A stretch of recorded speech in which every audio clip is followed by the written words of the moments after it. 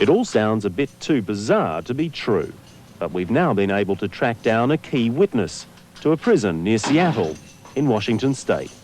So you are 100% sure that Promise or a derivative of Promise was bought by Australia to be used in our intelligence and law enforcement Absolutely, agencies? because I spent several thousand man-hours of programming time with a programming team, developing that subset.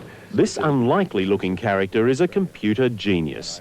His name is Michael Riconosciuto, and he says he was in charge of modifying the Promise program so that it could be accessed by American intelligence. So whoever was holding that master key could do what? Basically, break into it and spy. ASIO says it doesn't have and has never had the Promise software. Of course, it won't go into any detail about what sort of computer programs it does have, which is very handy because, according to Michael Riconosciuto, the Promise software was often altered and given different names before it was sold. Indeed, Riconosciuto claims he specifically modified the program for Australia at the request of ASIO.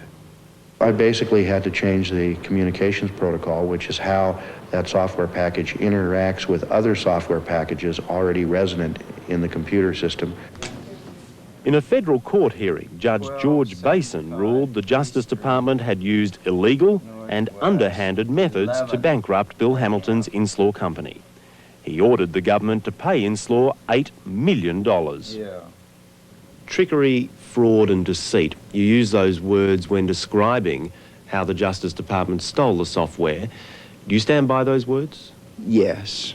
There's no question in my mind about it. The evidence was overwhelming.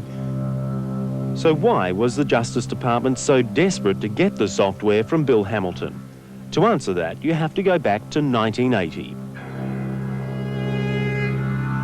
Iran had seized American hostages.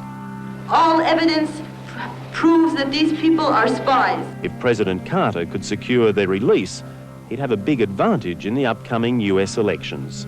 My thoughts and my prayers for our hostages in Iran are as though they were my own sons and daughters.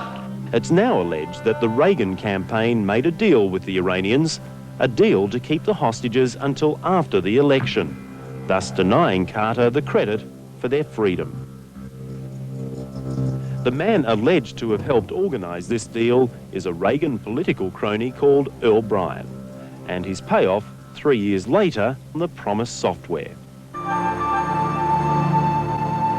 About an hour and a half outside Washington, D.C., you'll find this place, Earl Bryan's multi-million-dollar country estate. If you believe Michael Riconosciuto, it's the house Promise bought. Now, we'd like to bring you Earl Bryan personally denying that claim, but he's not being interviewed by anybody. All we got was this letter from his lawyers threatening action if we so much as associate Earl Bryan's name with this story. He had the contacts to help make sure that certain elements in Iran would not make a deal with President Carter in 1980 so that President Carter could not recover in the polls and that Reagan would win the election. I, Ronald Reagan, do solemnly swear that Just 5 minutes after Ronald Reagan took the oath of office, Iran announced that the hostages would be released. Some 30 minutes ago, the planes bearing our prisoners left Iranian airspace and are now free of Iran.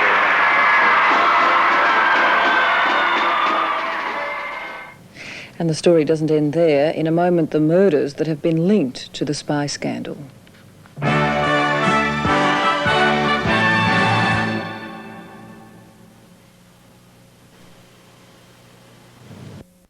There are many shady characters in this story. Spies, former spies, people with something to hide.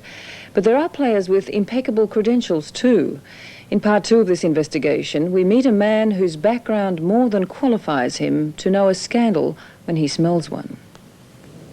What is being said about this conspiracy points to criminal conduct much worse than anything in Watergate.